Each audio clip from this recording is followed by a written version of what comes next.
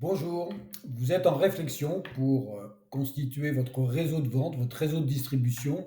Vous souhaitez développer votre business, développer votre chiffre d'affaires et la franchise est l'une des hypothèses que vous étudiez.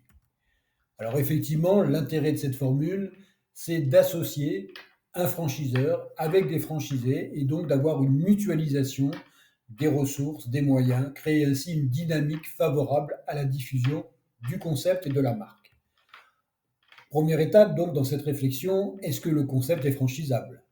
Est-ce qu'il dispose d'un réel savoir-faire différenciant sur le marché? Est-ce qu'il a connu un succès? Est-ce qu'il est rentable dans le temps? Ensuite, il faut effectivement que cette rentabilité soit avérée, éprouvée sur le terrain et donc soit passée par la constitution d'un ou de plusieurs pilotes pour valider ces différentes hypothèses sur le plan marketing, mais aussi sur le plan financier et rentabilité. Ce concept, il doit être protégé.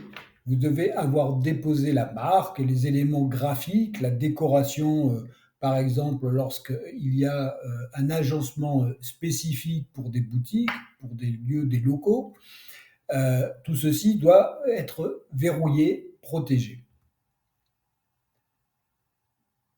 Il faut avoir conscience, effectivement, que ce qui est une réussite chez vous doit être une réussite ailleurs. Donc, il faut que ce concept soit duplicable, transmissible, et donc il doit permettre, au travers d'un manuel opératoire, de transposer tous les éléments, la recette de fabrication de votre concept. La réglementation est assez claire sur la franchise, donc c'est encadré par la loi Doubin. Vous avez donc une obligation qui consiste à fournir un dossier d'information précontractuel qui va permettre donc aux futurs franchisés de prendre un engagement en toute connaissance de cause.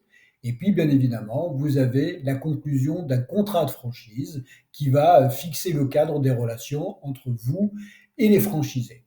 C'est un contrat d'équilibre qui doit être effectivement atteint.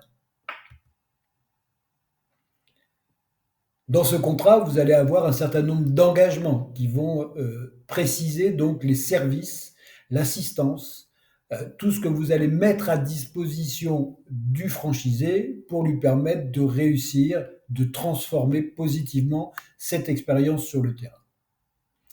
Ainsi, dans les bilans prévisionnels, on va s'attacher à financer les services supports et effectivement toutes les actions d'animation du réseau au travers des redevances, le droit d'entrée étant plutôt lui là pour financer le développement de votre franchise, donc le recrutement et la mise en place de nouveaux franchisés. Vous allez passer donc d'une taille artisanale à une taille quasi industrielle. Il va falloir donc trouver un rythme d'ouverture. On conseille généralement de démarrer par un, deux, trois recrutements de pionniers, de franchisés ambassadeurs que l'on va pouvoir choyer, avec lesquels on va affiner les process, les outils, et qui vont nous permettre de disposer d'un socle qualitatif pour après développer le recrutement en volume des nouveaux franchisés. Vous l'avez compris, donc il ne faut pas confondre vitesse et précipitation. La franchise, certes, est un moyen de développer rapidement une marque sur un territoire. Maintenant, il ne faut pas brûler les étapes, il faut agir avec méthode. C'est donc ma mission de vous accompagner effectivement dans ces phases de réflexion, de déploiement et d'animation de votre réseau, que ce soit d'ailleurs pour de la franchise, de la licence de marque, une succursale, ou même pour développer un réseau d'apporteurs d'affaires qui peut correspondre à certaines problématiques.